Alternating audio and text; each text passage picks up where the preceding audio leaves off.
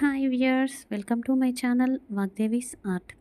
ఈరోజు ఈ వీడియోలో మనము గాయత్రి మంత్రాన్ని అందించిన విశ్వామిత్రుని మహర్షి యొక్క జీవిత విశేషాల గురించి తెలుసుకుందాం. అదేవిధంగా రేపటి రోజు శని త్రయోదశి.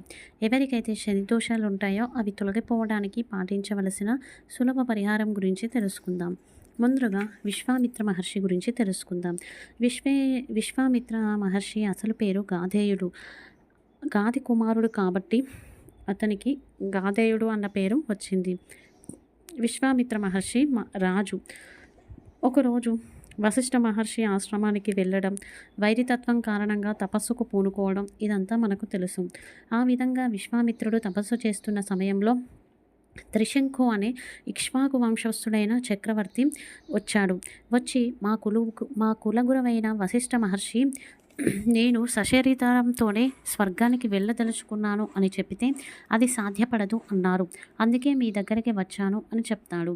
ఎలాగో విశ్వామిత్రునికి వశిష్ఠుడంతే పడదు కాబట్టి ఆ కార్యానికి ఒప్పుకున్నాడు. ఇక సరంజామా అంతా సిద్ధం చేసుకొని యజ్ఞయాగాదులు చేయడం ప్రారంభించాడు. ఇక స్వాహాకారాన్ని స్వీకరించడానికి ఇంద్రుణ్ణి ఎంత పిలిచినా రాలేదు. ఇక ఏం చేశాడు విశ్వామిత్రుడు? ఆ స్వాహాకారంతో సహా త్రిశంకుని కూడా స్వర్గానికి వెళ్ళమన్నాడు. స్వాహాకారాన్ని ఇంద్రుడు స్వీకరించాడు. త్రిశంకు స్వర్గానికి వెళ్ళాడు. అది చూసిన ఇంద్రుడు ఇక్కడికి రమ్మన్నాడు కానీ ఇక్కడే ఉండమనలేదు కదా, నువ్వు తిరిగి వెళ్ళిపో అని కిందకి తోసేయగానే కిందకు పడుతూ ఆ త్రిశంకు విశ్వామిత్ర మహర్షిని కాపాడమని అడుగుతాడు. అప్పుడు విశ్వామిత్రునికి ఇంద్రుడిపై కోపం వస్తుంది. ఆ కోపంతో మళ్ళీ ఇంకొక స్వర్గాన్ని సృష్టించి అక్కడ గంధర్వులు, యక్షులు, కిన్నెర్లు, కింపురుషులను ఉంచుతారు. కొత్త నక్షత్ర మండలాన్ని ఏర్పరుచుతాడు. స్వర్గానికి రాజు ఇంద్రుడు కాబట్టి ఇంకో ఇంద్రుడిని సృష్టిస్తాడు. అప్పుడు త్రిశంకుని ఆ స్వర్గంలో ఉండమంటాడు. ఇక ఇదంతా గమనించి బ్రహ్మ కిందికి దిగివచ్చి నువ్వు సృష్టికి విరుద్ధంగా ప్రతి సృష్టి చేశావు. నీకు త్రిశంకును స్వర్గానికి పంపడం కంటే కూడా దేవతల మీదనే ఎక్కువ కోపంగా ఉంది అని అంటాడు. అది విన్ని విశ్వామిత్రుడు తన నాలుకను ఖర్చుకుంటాడు. అంతే, ఇక తన తపశ్శక్తి పూర్తిగా నశించిపోతుంది. ఇక మళ్ళీ తపస్సు చేయడానికి పూనుకుంటాడు. ఈసారి మేనకను పంపుతారు పైన దేవతలు. ఆమె సేవలకు మెచ్చిన విశ్వామిత్రుడు ఆమెకు ప్రసన్నమయ్యి నీకేం కావాలో అని అడిగితే నీతో సహచర్యం చేయాలి అని అడుగుతుంది. అప్పుడు విశ్వామిత్రుడు ఆమెతో సహచర్యం చేసి సంతానాన్ని కంటాడు. ఆ తర్వాత మళ్ళీ తపస్సును చేయడం ఆరంభిస్తే ఈసారి రంభను పంపిస్తాడు.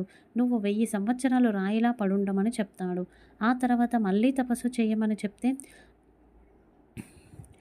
బ్రహ్మ వచ్చి నువ్వు రాజర్షివి అయితావు అని చెప్తాడు. నన్ను ఇంత తపస్సు చేసిన రాజర్షి అంటున్నాడు ఏంటి అని మళ్ళీ తపస్సు చేస్తే ఈసారి ఇంద్రుడు తపస్సును ఆపడానికి వచ్చి భంగపడిపోతాడు. మరల తపస్సు చేస్తే అప్పుడు బ్రహ్మ వచ్చి బ్రహ్మర్షి అని పిలుస్తాడు. అయినా అతనికి అది సంతృప్తినివ్వలేదు. ఎందుకంటే ఆ పేరు వశిష్ఠ మహర్షి పిలవాలని అతను కోరుకున్నాడు. ఇక వశిష్ఠుని దగ్గరికి విశ్వామిత్రుడు వెళితే వశిష్ఠుడిని చూడగానే రాజర్షి అని పిలుస్తాడు. ఇక అతనికి కోపం వస్తుంది. మళ్ళీ తపస్సు చేసి వశిష్ఠ మహర్షి దగ్గరికి వెళ్తే ధూర్తుడా ఎందుకు వచ్చావు అని చెప్పేసి అంటాడు వశిష్ఠుడు విశ్వామిత్రుని. అప్పుడు విశ్వామిత్రుడు నవ్వుతూ ఉంటాడు. ఇక అది గమనించిన వశిష్ఠ మహర్షి ఇప్పుడు నువ్వు బ్రహ్మర్షివి అయ్యావు, బ్రహ్మర్షి అని పిలుస్తాడు. చూశారు కదండి, ఏదైనా సాధించాలి అంటే పట్టు పదలని విక్రమార్కుడిలాగా పట్టు విడవకుండా చేయడంలో విశ్వామిత్రుని ప్రతి ఒక్కరూ ఆదర్శంగా తీసుకోవాలి.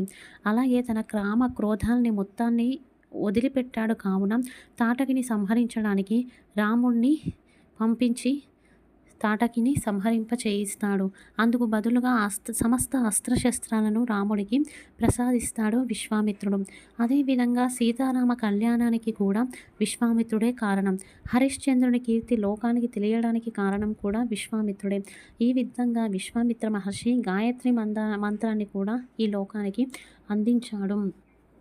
ఇది విశ్వామిత్ర మహర్షి యొక్క జీవితం. ఇంకా శని దోషాలు అంటే ఏలినాటి శని, అష్టమ శని, అర్ధాష్టమ శని లాంటి ప్రభావాలతో శని దోష ప్రభావాలతో ఎవరైతే బాధపడుతున్నారో వారు రేపటి రోజు శని త్రయోదశి నుంచి ప్రారంభించి ప్రతి శనివారము, మంగళవారము ఈ పరిహారాన్ని ఆచరించాలి.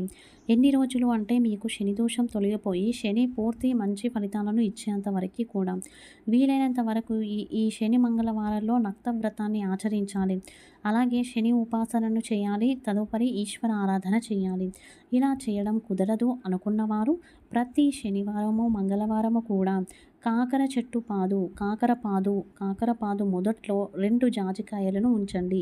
ఈ విధంగా ప్రతి శనివారం, మంగళవారం ఆచరించండి. ఫలితం చాలా త్వరగా వస్తుంది. ఎవరికైతే శని దోషాలు ఉన్నాయో, శని దోషాలతో బాధపడుతున్నారో వారు రేపు శని త్రయోదశి నుంచి ఈ పరిహారాన్ని మొదలుపెట్టి ఫలితాలను మీరే చూడండి. ఇది ఈరోజు video. Thank you for watching.